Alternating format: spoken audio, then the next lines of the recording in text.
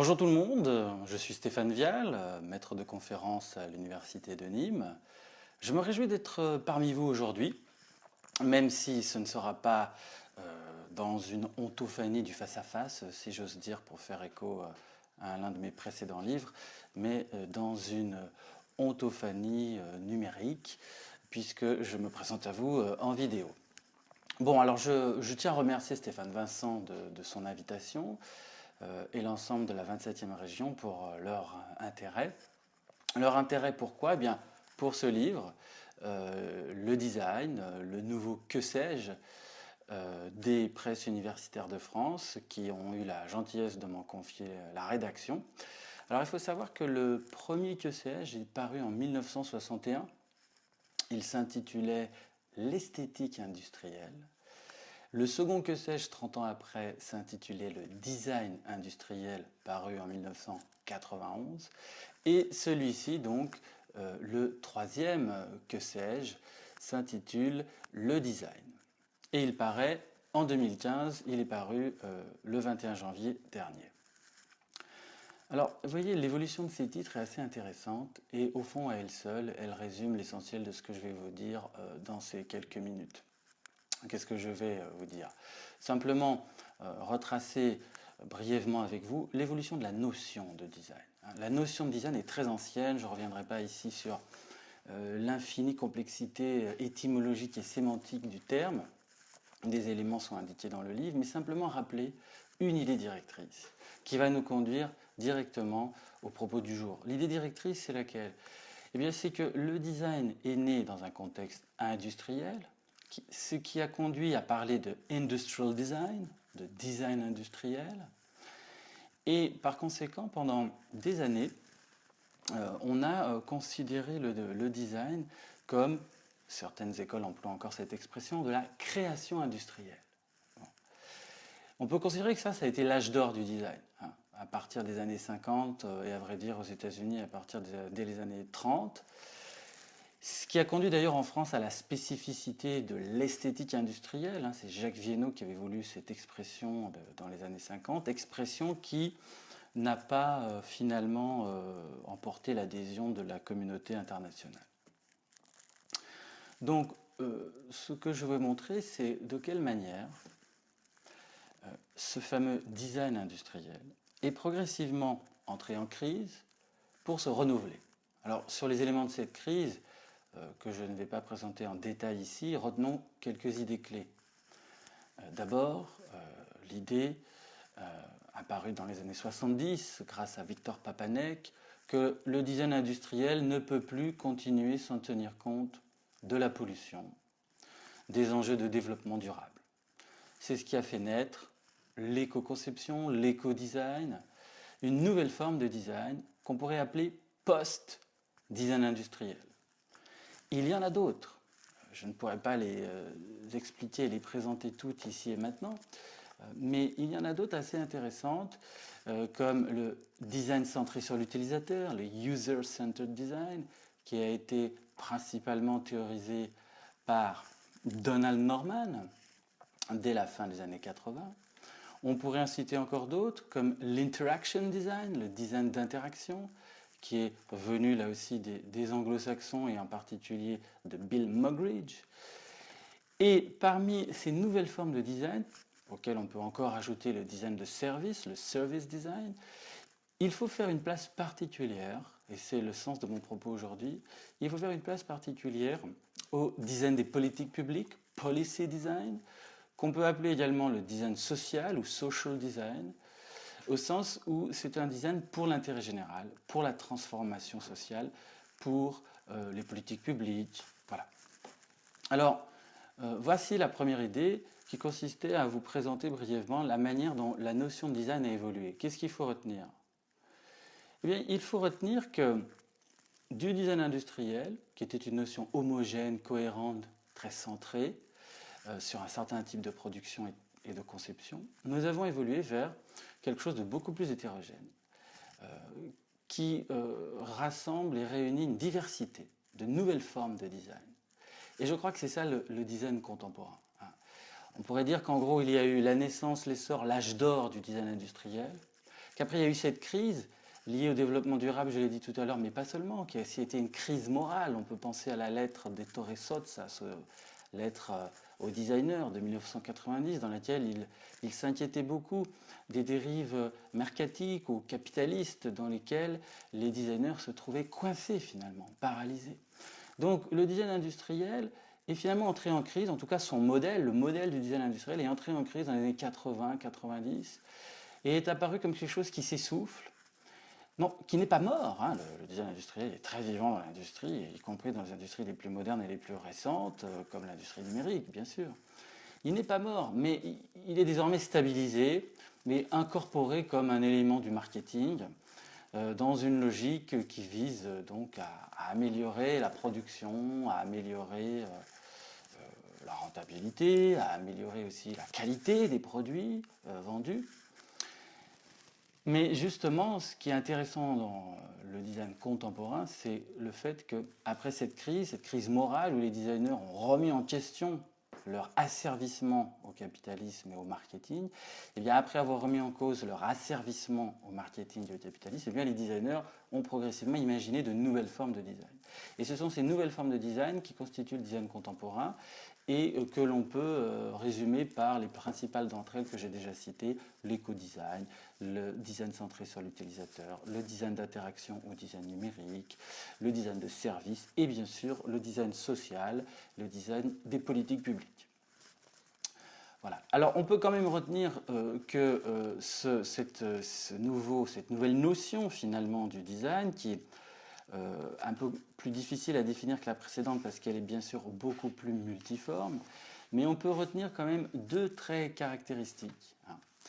Deux traits caractéristiques qui permettent de cerner les points communs que l'on retrouve dans ces nouvelles formes de design. Alors, le premier point commun, c'est que les designers s'intéressent beaucoup moins au produit, à l'objet. Alain Findeli a bien montré que durant 40 ou 50 ans, la notion de projet en design a évolué et qu'elle est passée d'un intérêt pour le produit, pour l'objet, à un intérêt pour les processus, les méthodes, sont surtout les anglo-saxons qui se sont intéressés à ça. Et puis, d'un intérêt pour les processus ou les méthodes, on s'est déplacé encore vers un intérêt pour les acteurs, pour les parties prenantes, qui sont tellement importants dans un projet de design social ou de design des politiques publiques. Ça, c'est le premier point. Un déplacement du centre de gravité depuis l'objet vers les acteurs. Donc on s'intéresse aujourd'hui plus dans un projet de design aux acteurs, aux usagers, qu'aux produits. On fait peut-être, pourrait-on dire, non plus du design de produit, mais du design d'usager ou d'usage, ou pour les usagers ou pour les usages. Je crois que la notion d'usage est vraiment ce qui rassemble aujourd'hui les différentes formes de design. Le deuxième trait caractéristique qu'on peut retrouver, qui est commun à toutes ces nouvelles formes de design, c'est, même si la formule peut paraître un peu facile, voire un peu naïve, elle est pourtant employée avec sincérité et sérieux, c'est un design centré sur l'humain. Ça va un peu dans le sens de ce que je vous disais précédemment. Après un design centré sur le marché, voire qui était quand même l'âme du design industriel, c'est d'être centré sur le marché. Hein. Pensons à Raymond Loewy aux années 30, aux années 40, la manière dont le design industriel, lorsqu'il a débarqué dans l'industrie, comment il a décuplé les ventes. Donc on est passé de ce modèle, un design centré sur le marché, qui était aussi, c'est ce que dit Klaus Krippendorf dans son livre de 2006, The Semantic Turn, qui était aussi un design centré sur la technologie, avec de temps en temps une tendance à l'adulation pour les gadgets. Bon, eh bien on passe de cela, un design centré sur le marché et les technologies, à un design centré sur l'humain. Hein, on parle beaucoup de human-centered design, qui est une façon différente à la fois de dire ce que je disais précédemment, on est centré sur les usagers, donc sur les sujets, et plus sur les objets, sur les humains, d'accord ? Mais qui est aussi une façon de dire qu'on ne se satisfait pas de la seule finalité mercatique ou commerciale du design industriel, qu'on est à la recherche de quelque chose de plus, ou de quelque chose d'autre. Alors, dans le design centré sur l'utilisateur, c'est très simple, on est en quête d'une meilleure qualité d'usage, d'une meilleure utilisabilité. Don Norman a montré combien finalement, on produit quantité d'objets de désir, mais pas d'objets d'usage, dit-il. Ça, c'est intéressant. Je ne reviens pas non plus sur l'éco-conception et l'éco-design, où là, bien évidemment, la finalité première, c'est pas de vendre. Et puis, bien sûr, le design des politiques publiques ou le design social de manière plus large, dont le but est de mettre au service de l'innovation sociale, de mettre au service de l'innovation sociale des compétences de designers, des méthodologies de design. Alors ça, c'est assez intéressant parce que c'est très récent, c'est nouveau, ça a commencé un peu en Europe du Nord, au Danemark notamment, la 27e région peut en témoigner mieux que moi.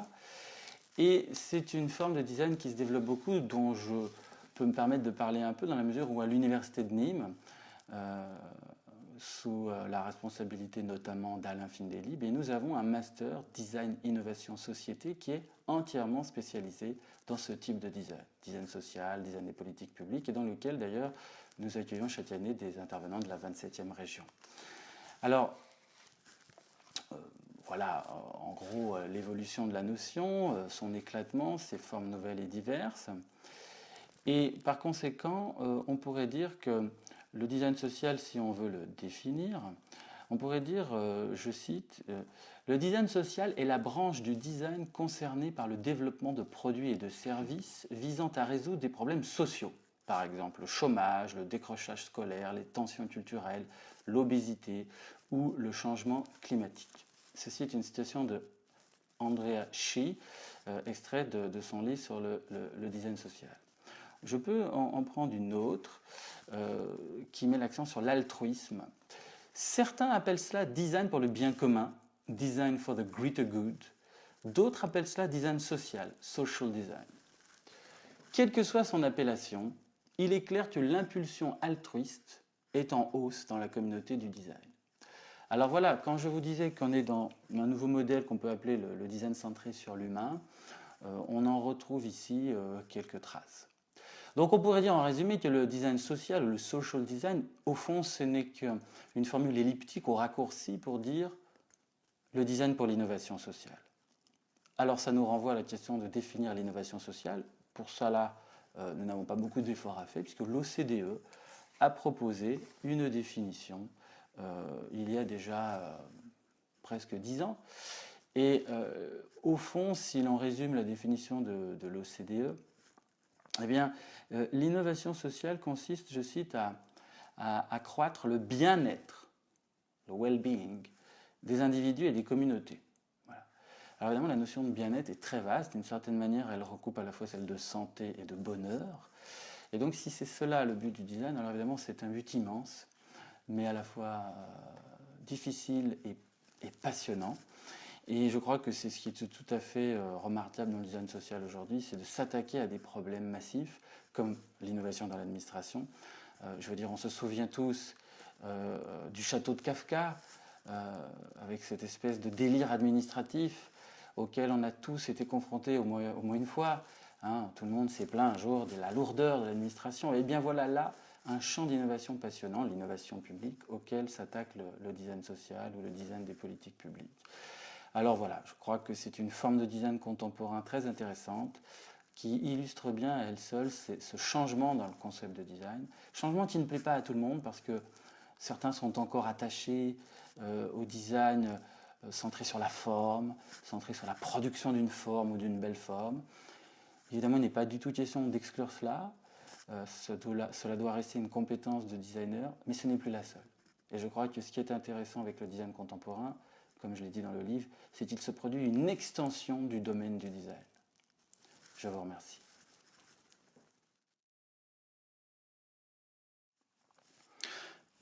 Attention, il y a une chose sur laquelle je n'ai pas été assez précis et dont je me rends compte après avoir revu cette vidéo. Dans tout ce que j'ai dit précédemment, vous avez peut-être remarqué que j'ai souvent dit le design social ou le design des politiques publiques. Ce qui peut laisser entendre qu'il y a une équivalence entre ces deux notions. J'ai dit cela à des fins pédagogiques pour faire comprendre une idée plus générale sur l'évolution de la notion de design au XXe siècle et en ce début de XXIe siècle. Mais pour être un peu plus précis, je voudrais simplement ajouter l'idée que le design des politiques publiques, qui s'adresse en particulier aux administrations et aux collectivités, au fond, n'est qu'un sous-ensemble du design social plus généralement, lequel peut inclure d'autres types d'actions que des actions dans les administrations et les collectivités publiques, en impliquant des associations par exemple, en impliquant tout type d'organismes d'intérêt général, et même des entreprises, et pas seulement celles issues de l'économie sociale et solidaire, mais toute entreprise qui se donnerait comme finalité une finalité touchant l'intérêt général et pas seulement celle de faire des profits. Voilà, je tenais à faire cette petite précision. Je vous remercie encore toutes et tous pour votre attention. Au plaisir de vous voir en face à face. Au revoir.